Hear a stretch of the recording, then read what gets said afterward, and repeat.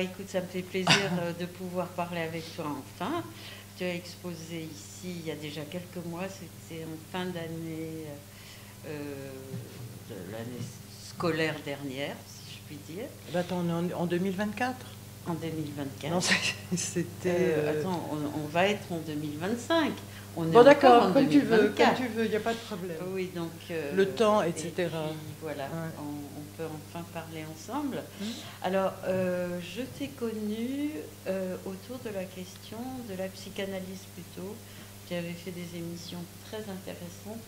Est-ce qu'il n'y en avait pas une sur l'argent, justement, et la psychanalyse? Tu avais L'argent... fait plusieurs émissions sur la psychanalyse. Oui, de toute façon, j'ai fait beaucoup d'émissions. Alors, je Ouais. te connais autour de ces émissions, donc en tant que journaliste, hein, je suppose. Productrice, on disait. Productrice, pardon. Et je te découvre, enfin, je découvre que tu as plusieurs talents. Donc, le dernier que j'ai eu le plaisir de connaître et de voir, c'est l'exposition que tu as fait ici de peinture. C'était essentiellement une exposition animalière. Oui, En partie. absolument. Bon, je pense qu'il n'y a pas que ça. Par ailleurs, tu écris. Et je crois que tu es en train d'écrire en ce moment. Voilà, c'est plus Est-ce que ça tu qui peux nous m'intéresse dire- présentement, comme Oui, disent... dis-moi. Mais non, il n'y a rien à dire. Ça se lit, mais pour l'instant, c'est trop tôt. Mais enfin, en tout cas, moi, j'ai toujours essayé de... Enfin, c'est même pas que j'essaye. Je cherche, voilà. En gros, je suis une chercheuse. J'ai pas la prétention d'avoir trouvé quoi que ce soit. J'ai pas la prétention d'apporter quelques réponses que ce soit. Je pense que tout se passe dans le rapport entre les personnes. Et donc, voilà. Et à travers ça, j'ai fait des constructions, c'est-à-dire dans le rapport avec les gens. On pourrait dire aussi théâtral, parce que tout ça, c'est du théâtre, hein, bien entendu.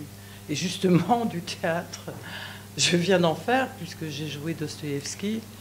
J'allais dire Et aussi voilà. que tu as aussi le théâtre, Hum. bon, la peinture, le théâtre, l'écriture. À l'époque, journaliste, rédactrice, comment tu disais? Productrice, parce que journaliste parle d'actualité. Or, en tant qu'ayant une formation philosophique et aussi bien psychanalytique, on sait bien que l'actualité n'est pas celle du jour, si je puis dire. Elle est quand même beaucoup plus large. Donc cette formation-là fait que j'ai pu faire ces constructions que j'ai faites sur des thèmes qui m'intéressaient, notamment la psychanalyse, le cinéma, sur lequel il y a beaucoup à réfléchir. Tout ça sont des phénomènes de société, hein. Oui, tous, oui, à des échelles différentes. Mais on est toujours dans le phénomène de société, y compris avec la psychanalyse. Sauf que, bon, par rapport justement à la philosophie, pour moi, la psychanalyse visait une transformation. Tandis qu'on peut très bien faire de la philosophie. Maintenant, je vois ça un peu différemment. Je pensais ça à l'époque. Hein. J'avais l'impression d'enfiler du savoir. Donc, au cours de chaque système philosophique renvoie à un autre et ainsi de suite. Et donc, c'est pour ça que je m'étais plus tournée vers la psychanalyse. Mais en fait, maintenant, en fait, tout dépend de qui fait quoi, en gros. Voilà, Délia. Oui, donc, écoute, tu as beaucoup de dons, si on peut dire, et de facultés de création, tu es très créative. Alors, en ce moment, ce qui t'intéresse le plus, c'est l'écriture. Qu'est-ce qui te passionne le plus en ce moment? Alors, en ce moment, justement, j'essaye de rassembler mes esprits divers pour arriver à faire émerger quelque chose. Je ne sais pas quel va être le résultat. Hein. Moi, j'aime beaucoup le bizarre, hein, comme Baudelaire. un amour du bizarre, de l'étrange, de passer par des chemins différents. Mais je ne sais pas, je ne peux pas en parler parce qu'il n'y a rien à dire. Quand tu fais quelque chose, tu es en train de le faire, c'est une matière, ça se travaille, il n'y a pas grand-chose à dire. Comme une psychanalyse, tu reçois quelqu'un en analyse, peut-être qu'à la fin, toi ou la personne que tu as reçue peut raconter, on ne sait pas quoi, ça dépend de... Hein, peut tirer un fil, mais tant que c'est en cours, il y a... Tu comprends? Bon, pareil. Alors, laissons un peu, effectivement, de côté l'écriture. Est-ce que tu as d'autres choses écrites qui sont déjà parues? Rappelle-moi. Écoute, j'avais fait une biographie de quelqu'un. Alors là, est-ce que c'est bien que j'en parle? J'en sais rien, parce que... Alors, bon, c'était le directeur de Témoignages chrétiens. Oui, oui. Donc, nommé après-guerre, Témoignages chrétiens, c'était une feuille de résistants qui eux-mêmes se disaient spirituels. C'est mieux que rien. Pendant donc la guerre 39-45, pendant l'occupation allemande en France. Donc, et ce directeur-là a été ensuite, alors, disons que les gens qui étaient, c'était des intellectuels plutôt. Lui, pas vraiment, c'était plutôt un homme d'action. Je dirais même un bonhomme d'action. Donc, il a été nommé après-guerre directeur de ce journal, ce qui était devenu un journal, et récupéré par l'Église, qui était très contente que, vu les compromissions de l'Église quand même, à cette époque, était très contente qu'il y ait eu cet axe de résistance, on va dire. Alors j'ai appelé ça le roman d'une vie. C'est un titre qui revient beaucoup en ce moment, le roman d'une vie. Je ne sais pas comment les autres l'entendent, mais pour moi, le roman, dans ce sens-là, c'est plutôt une fiction, plus qu'autre chose. Une fiction peut-être, comment dire, généreuse, ouverte. Elle peut être aussi une invention, peut-être l'invention. Donc alors, en deux mots, comment 10, peut-être ça donnera un éclairage sur ma façon de voir les choses. Oui. Comment te dire, ce besoin d'exister qu'apparemment la plupart des gens ont, pas tous, mais ceux qu'on voit s'agiter sur le devant de la scène l'ont certainement, donc peut prendre des formes diverses.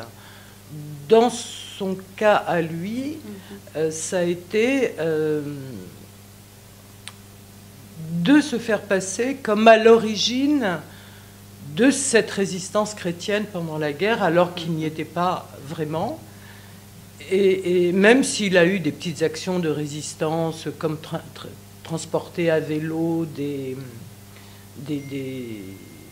peut-être cette feuille de témoignages chrétiens ou d'autres, je ne sais plus, ou des tracts. Mais bon, on ne peut pas dire que... lui, c'était plutôt le petit gars de la communale, nourri de catéchisme, et bien justement, anti-juif, il faut bien le dire. Ah oui? Bah oui, le catéchisme, à l'époque, jusqu'aux années 60, avec des notions de gauche, il a repris toute une rhétorique ou une théorie très mélangée qui fait que, bon, il a été pro-palestinien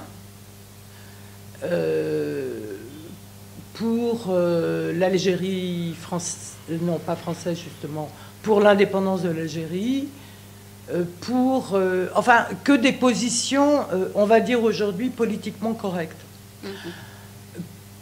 Politiquement correct, c'est gênant parce que quelque part il y a quelque chose d'inhumain dans le politiquement correct, tu vois. Je ne sais pas si je suis claire. Il y a quelque chose d'inhumain. Nous, ce qu'on veut, en tout cas moi, c'est de la conscience. Mais qu'est-ce qui t'a rapproché de cet homme? Qu'est-ce qui a fait C'est un que tu t'es... hasard, comme tout dans la vie. Je ne sais plus de quelle façon je l'avais rencontré. Et je ne sais plus de quelle façon l'idée de faire un livre sur lui. J'avais Oui. fait des émissions de radio sur lui. Mais moi, je suis plutôt je ne sais pas si tu l'as entendu, mais plutôt en radio assez provocatrice quand même. Hein. Ça fait longtemps que je t'ai... Ça fait Faut pas longtemps, me à raconter des salades quand même. Donc je pique pour qu'il émerge quelque chose qui soit un peu vivant, quoi. Donc comment je l'ai rencontré? Bah, peu importe. J'avais cru en lisant ce qu'il racontait, portraits, etc., qu'il était ce qu'il disait. Et en fait, malheureusement, à notre grand regret, pas seulement lui, mais la plupart des gens, ce n'est pas ça du tout. Donc voilà, tu me demandes ce que j'essaie d'écrire, ben voilà, j'essaie d'aller dans ce sens-là, arracher les masques, ôter les voiles, tu vois, qu'on ait un peu de visibilité réelle. Et donc, pour en revenir à ce monsieur, Oui. ben, pour te donner un exemple, je sais pas, je sais pas, pour moi, comment dire ça,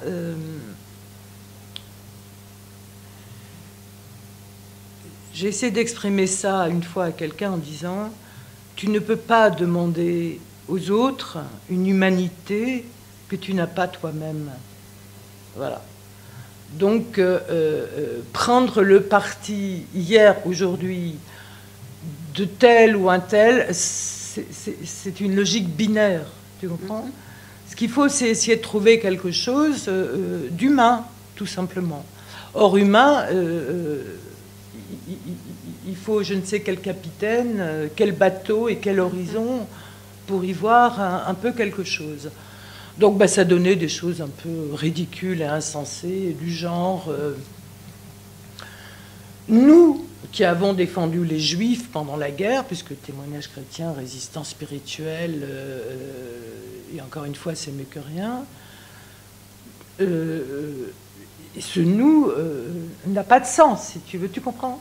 Voilà, c'est un des exemples. Alors effectivement, on s'est fâché à la fin parce qu'il voulait corriger des trucs, etc., etc. Enfin bon, ça a été un... C'est comme un enfant, si tu veux, qui n'est pas le mien.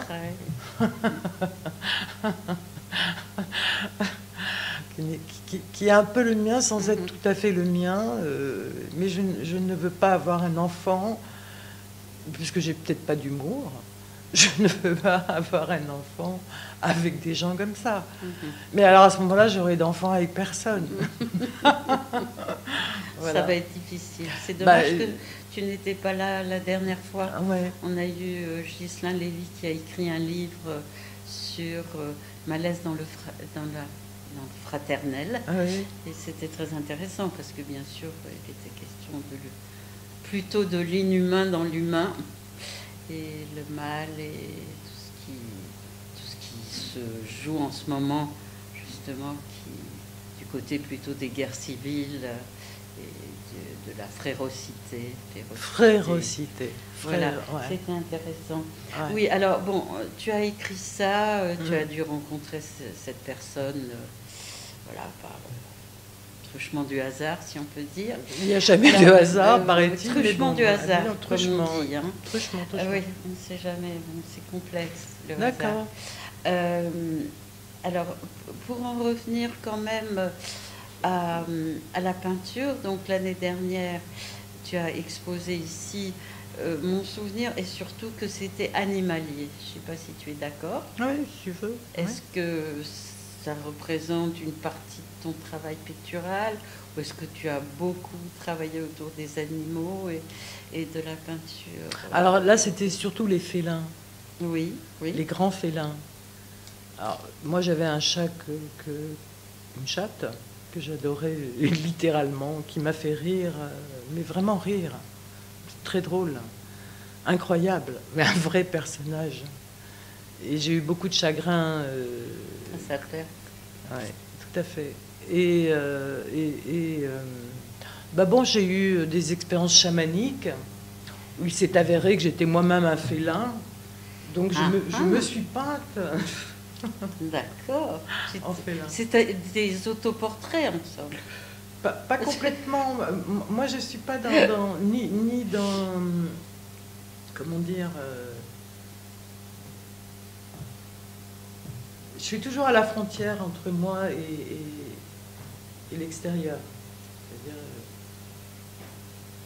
je suis pas toute seule. Je suis là, à la frontière entre moi et ce que je peux donc essayer de représenter quelque chose, mais pour les autres, pour dire quelque chose.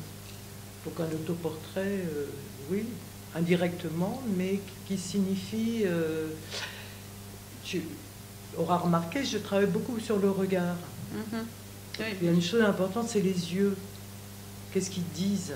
Comment ils regardent? Un animal qui vous regarde, c'est intéressant. Ah oui. Comment il regarde? Droit dans les yeux. Alors, il y a un amour des animaux en ce moment qui est bien. Hein, incroyable, c'est incroyable. Le nombre de chiens dans Paris m'affole. Je dirais pas que c'est bien, mais c'est comme ça, c'est un fait. Mais alors, à part les félins, qu'est-ce que tu as peint encore? Quel est ton... Ben moi, j'avais commencé quand ma mère est décédée. J'avais trouvé son journal intime, qui n'était même pas un vrai journal. Il y avait parfois un cahier entier, parfois des feuilles volantes. Bon, c'était très désordonné. Et j'ai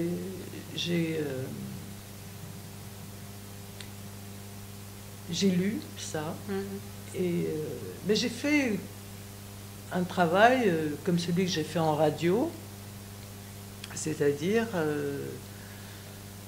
dans toute la matière que je recueille à travers des entretiens, à travers des lectures, à travers mes lectures, à travers mes entretiens, etc., avec des personnes, de faire une construction, de choisir les moments pertinents, de mettre en relation les uns avec les autres pour construire un discours, etc.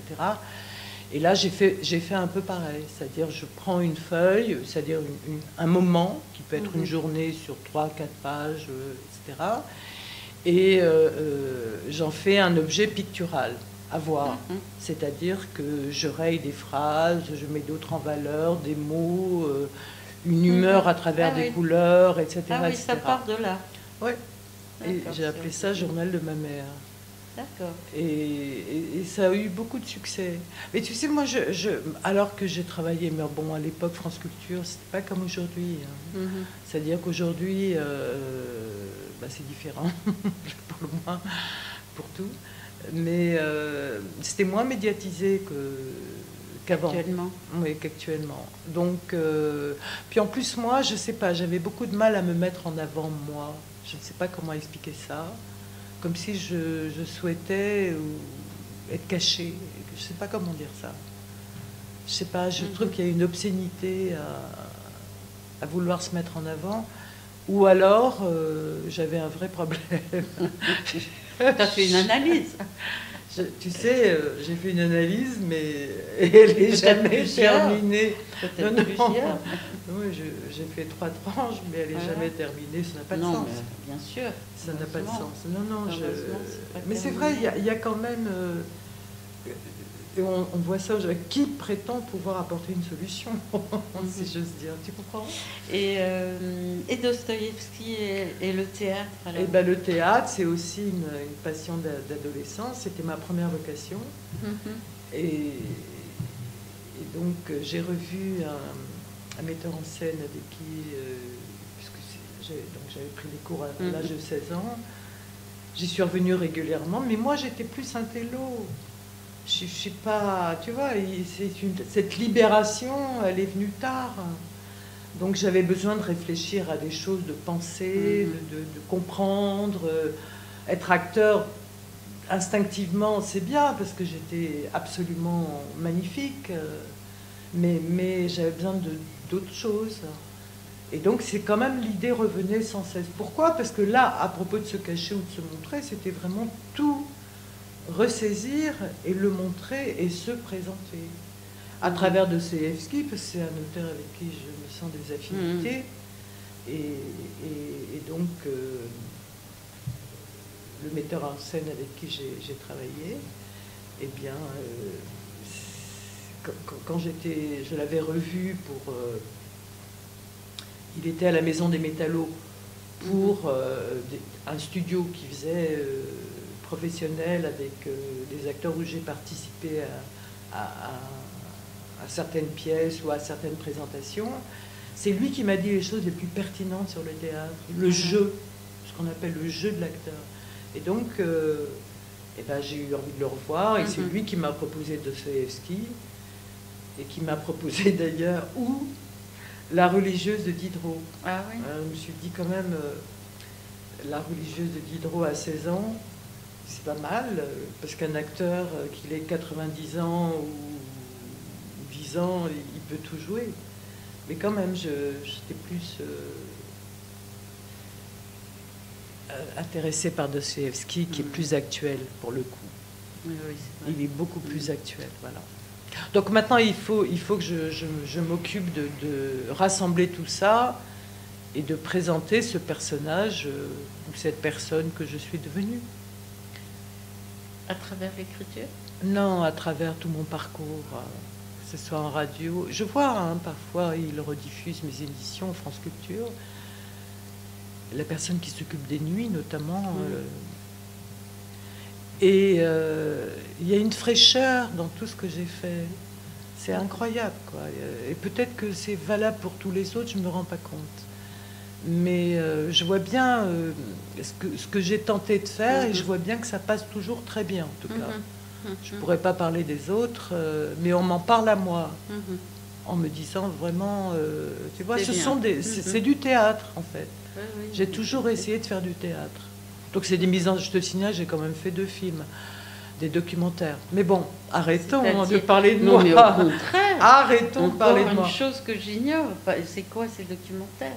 C'était sur... C'est le moment ou jamais de tout dire, si on peut dire. La Maison des Métallos, justement. L'histoire de la Maison des Métallos, qui était un lieu syndical.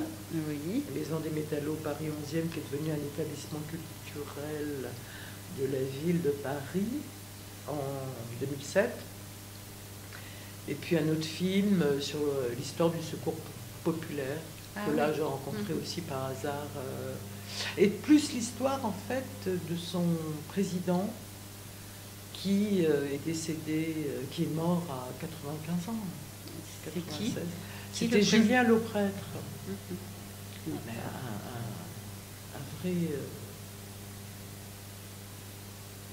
vrai communiste. Ah oui. Chercher l'expression. Non, un type bien. Un type bien. Mais bon, de l'école d'avant-guerre, tu vois, vraiment. De l'école d'avant-guerre.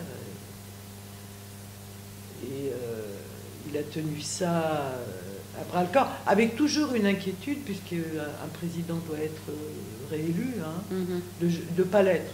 Ah oui. Ce qui m'a toujours étonnée, me disant, mais je ne comprends pas, comment pouvez-vous, pourrais-tu, puisque ne pas l'être? Qui pour te remplacer? Ça. Enfin, peut-être que les gens ont besoin d'être rassurés. C'est sûr. Ah si vous le dites. Pas toi? Ça dépend par qui. Quand même. Oui, donc écoute, non seulement tu as fait beaucoup de choses, c'est-à-dire tu es passé par plusieurs supports, si on peut dire, la peinture, l'écriture, le théâtre, enfin, beaucoup de choses, la radio, mais en même temps, on a l'impression que tu aimes bien aussi circuler parmi des gens, rencontrer des gens, le secours catholique, les métallos, enfin, tout ça, c'est très... Populaire est devenu catholique. Bon. Et alors, bien sûr, tout ça, c'est dans le contact avec les autres. Je pensais à ça ce matin, justement, en me disant... Tiens, une phrase de qui, de je ne sais plus qui, si, de Freud, que toi-même tu as mis sur ton site, Oedipe. Oui, si, j'ai La fait phrase ça. de Freud à Fliss, Oui, oui, oui, sur la- sans toi, je n'existe pas, Bien sûr, en gros. bien sûr, l'évidence. Mais c'était lui, hein, c'était lui, et c'était lui, Freud, et lui, Fliss, pas lui, Freud, et n'importe quel Kidam, ou toi, Delia, et n'importe qui, ou moi, Cécile, et n'importe qui.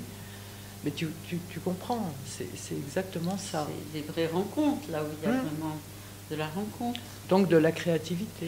et qui produit de la créativité. bien sûr. Mais pour l'un plus que pour l'autre, apparemment. Ça, c'est intéressant comme phénomène. En parlant de Freud et Fliss, Hum. différemment, oui, bien sûr. Hum. Fliss n'est pas Freud. Mais Freud a eu à un moment donné besoin de Fliss. Mais je crois qu'ils se sont fâchés. Mais tu sais que j'avais fait Freud et la horde sauvage à propos de parler de moi.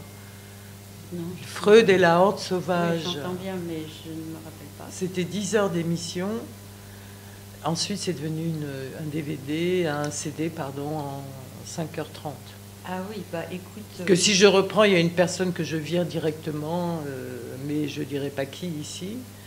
Directement. Parce qu'il y a des gens qui sont des gens infects et que je ne souhaite Des pas. psychanalystes. Non, plutôt des.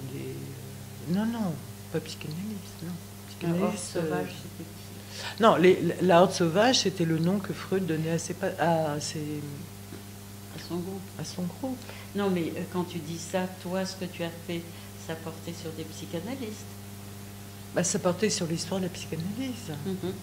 Et quand tu dis qu'il y a quelqu'un que tu ne... Ah non, non, quelqu'un que quelqu'un m'avait suggéré d'inviter, qui s'est permis de prendre mon travail en le mettant sous son nom. Ah bon? Oui. Donc, à la au prochain épisode, on dira tous les noms et tout. Mais là, on va peut-être s'arrêter, Delia. Je sais pas ce que tu en penses. Ça te fait quoi? Hein? Ça Oui. va? Bah écoute, oui, on va s'arrêter parce que de toute façon, il y a tellement de choses qu'on n'en finirait pas. Et je voudrais presque écrire aussi quelque chose sur ton parcours pour le moment. Et encore, il y a tout à venir. Eh Ce bien que oui, tu vas parce faire que dans l'avenir. Mais Mais oui, effectivement, si j'ai voulu me cacher, je ne sais pas à quoi ça correspond. bah là, tu ne te caches plus. Ben là, Il y a des petites ouvertures. Il y a des fenêtres voilà, qui ouvrent des je fenêtres. travaille vers la grande ouverture. Voilà. Bon, merci. Merci Cécile. Delia.